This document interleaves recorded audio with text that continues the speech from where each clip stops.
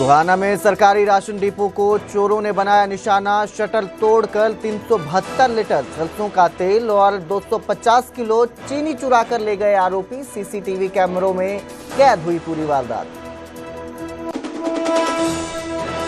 शादी के बंधन में बंधे पहलवान दीपक पुनिया। हिंदू रीति रिवाजों के साथ संपन्न हुई शादी। पिता के दोस्त की बेटी शिवानी के साथ लिए 7 फेरे।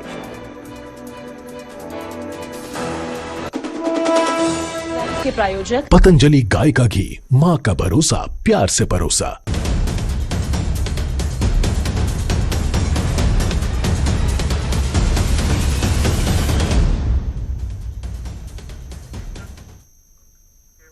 नमस्कार, स्वागत है न्यूज 18 पंजाब हरियाणा में। मैं आपके साथ कुलदीप भारद्वाज।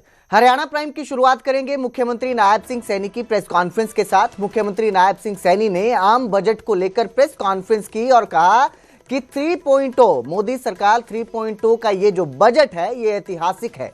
उन्होंने कहा कि प्रधानमंत्री मोदी की 2047 विकसित भारत की सोच मजबूत हुई है। रफ्तार, क्षमता और सबका साथ, सबका लक्ष्य जो है ये बताया है इस बजट को। उन्होंने मुख्यमंत्री ने अपनी प्रेस कॉन्फ्रेंस में कहा कि एमएसएमई प्रावधान से हरियाणा के उद्योगों को लाभ होगा, वहीं मैन्युफैक्चरिंग और ऊर्जा के क्षेत्र को भी नई ताकत मिलेगी। इसके साथ ही उन्होंने कहा कि जो बजट पेश हुआ है उसके तहत सेमीकंडक्टर, बायोफार्मा को भी बढ़ावा मिलेगा। पूंजीगत निवेश से हरियाणा को नई उड़ान मिलेगी। तो मुख्यमंत्री नायब सिंह सैनी ने प्रेस कॉन्फ्रेंस की और जो आम बजट पेश हुआ है उसे ऐतिहासिक बताया। साथियों, केंद्र सरकार का यह बजट केवल एक ये वित्तीय दस्तावेज नहीं है, ये एक वित्तीय दस्तावेज नहीं है, बल्कि यह भारत की उस तस्वीर को पेश करता है जिसमें भारत आत्मनिर्भर, प्रतिस्पर्धी और सामाजिक रूप से संवेदनशील ये बजट है वो दिखाई देता है। साथियों, देश के यशस्वी प्रधानमंत्री आदरणीय नरेंद्र मोदी जी के नेतृत्व में यह बजट, इस बजट में विकास भी है, इस बजट में विश्वास भी है। और साथियों,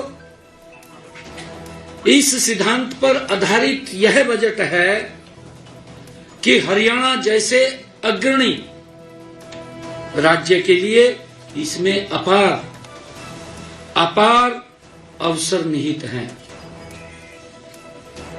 साथियों, यह बजट उस भारत की सोच को दर्शाता है जहां विकास का मतलब केवल बड़े शहर नहीं है, बल्कि गांव, किसान, महिला, युवा और श्रमिक भी हैं। साथियों, जहां अर्थव्यवस्था मजबूत हो लेकिन समाज का अंतिम व्यक्ति भी सुरक्षित और सम्मानित महसूस करे, ये बजट उस दिशा में ये महत्वपूर्ण बजट पेश किया है।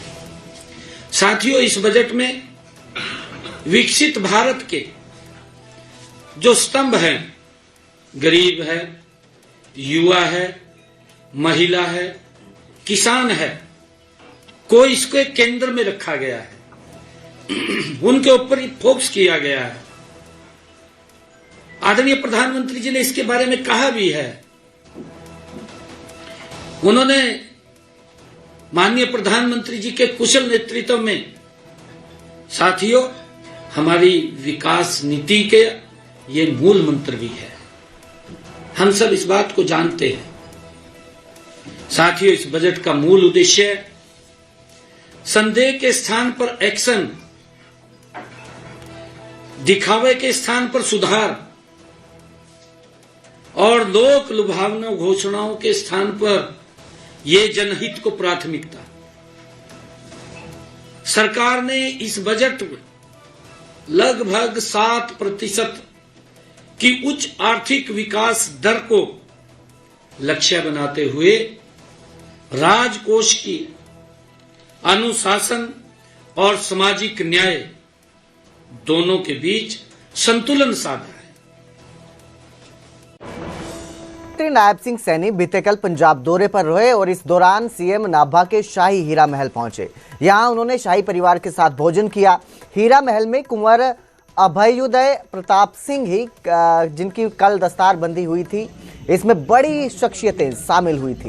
इसी के साथ सीएम ने अकाली नेता विक्रम सिंह मजीठिया की जमानत को लेकर भी बयान दिया और कहा कि कानून अपना काम कर रहा है और सब कानूनी तौर पर हो रहा है।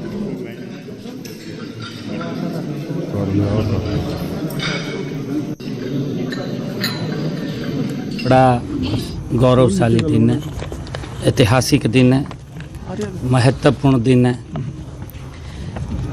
नाभा ईसाई परिवार दे विच जो साडे कुंवर अभ्युदय प्रताप सिंह जी जिन्हां दी दस्तारबंदी, ये केवल एक परिवार का ये कार्यक्रम नहीं है साथियों, बल्कि यह उस महान साडी संस्कृति कुल किया, साडी वो महान कुल किया राजवंश की विरासत का ये पुनरुद्धार है, जिसने सदियों से हमारे साडे क्षेत्र के समाजिक आध्यात्मिक परिदृश्य ਨੂੰ दिशा देने का काम किया है।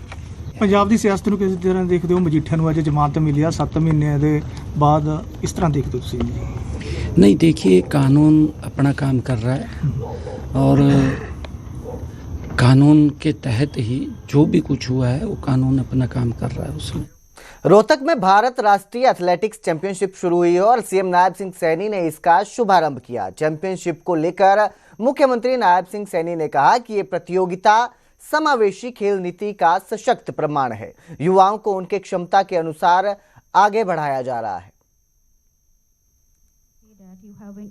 साथियों, स्पेशल ओलंपिक केवल प्रतिस्पर्धा तक ये सीमित नहीं है, बल्कि इसमें प्रशिक्षण, सहभागिता, आत्मविश्वास और आजीवन विकास का समान महत्व दिया जाता है। युवा साथियों, हमारे लिए खुशी की बात है कि स्पेशल ओलंपिक भारत को केंद्र सरकार ने ministry of youth affair and sports द्वारा भी मान्यता दी गई है। साथियों, यह हमारे देश की उस समावेशी खेल नीति का सशक्त प्रमाण है जो हर नागरिक को उसकी क्षमता के अनुसार आगे बढ़ाने का अवसर देने में भी ये विश्वास रखती है। साथियों, मैं बधाई देना चाहूंगा और मैं धन्यवाद भी करना चाहूंगा डॉक्टर मल्लिका नड्डा जी का। आपका योगदान भारत में स्पेशल ओलंपिक आंदोलन को मजबूती देने में ऐतिहासिक और प्रेरणादायक रहा है। साथियों, पिछले 3 दशकों से अधिक समय से आप इस आंदोलन से जुड़े रहे हैं। आपके नेतृत्व में समर्पण और संवेदनशीलता के कारण आज ही भारतीय स्पेशल ओलंपिक खिलाड़ी राष्ट्रीय और अंतर्राष्ट्रीय मंचों पर देश का नाम रोशन कर रहे हैं, तिरंगे का सम्मान बढ़ा रहे हैं। साथियों, हाल ही में इटली में आयोजित special Olympic world winter games में भारत के 49 सदस्यों के दल ने उसमें भाग लिया था। साथियों, मुझे खुशी है इनमें से हमारे 28 खिलाड़ियों ने 33 पदक जीतकर पूरे देश को गौरवान्वित करने का काम वो आपने किया है।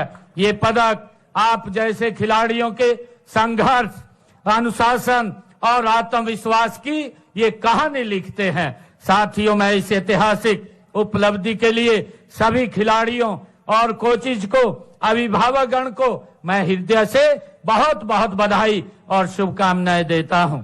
साथियों, हरियाणा को खेलों का एक पावर हाउस कहा जाता है। हमारे लिए गर्व की बात है कि इस भूमि ने अनेक देश को अनेक ओलंपियन और विश्व विजेता चैंपियन दिए हैं और आज उन्हीं चैंपियन में से एक हरियाणा के स्पेशल ओलंपिक खिलाड़ी केशव जी भी हमारे बीच में है, उपस्थित हैं। और अब जिक्र करेंगे भिवानी कोर्ट परिसर में हुई फायरिंग मामले का, जहां हिस्ट्री शीटरों के बीच गैंगवार का यह मामला सामने आया था। 2 अलग अलग एनकाउंटर्स हुए। इसके बाद पुलिस के साथ इन बदमाशों का एनकाउंटर होता है, जिसमें 8 आरोपियों को गिरफ्तार किया गया है। ये मुठभेड़ जो हुई है 2 अलग अलग जगहों पर हुई है, जिसमें 8 आरोपी गिरफ्तार किए गए हैं। इस दौरान 2 आरोपियों के पैर में भी गोली लगी है। वहीं भागने की कोशिश करते हुए 2 और आरोपी भी घायल हुए हैं। आयुष परमार ने अरविंद को अपना टारगेट बनाया था और बताया जा रहा है कि ये पूरा मामला दोनों गैंग्स के बीच पुरानी रंजिश का बताया जा रहा है। दोनों जो ये गैंग थे पुरानी रंजिश को लेकर आमने सामने आए। अभी 10 आरोपियों की इस पूरी वारदात को लेकर पहचान हुई है। वहीं 2 आरोपी अभी भी फरार बताए जा रहे हैं, जबकि 8 जो है एनकाउंटर्स के बाद गिरफ्तार कर लिए गए हैं। पुलिस के मुताबिक ये पूरा मामला दोनों हिस्ट्री शीटरों के बीच पैसे के लेन देन को लेकर जुड़ा हुआ है, जिसको लेकर दोनों के बीच रंजिश चल रही थी और इसी के चलते उन्होंने एक दूसरे को टारगेट किया।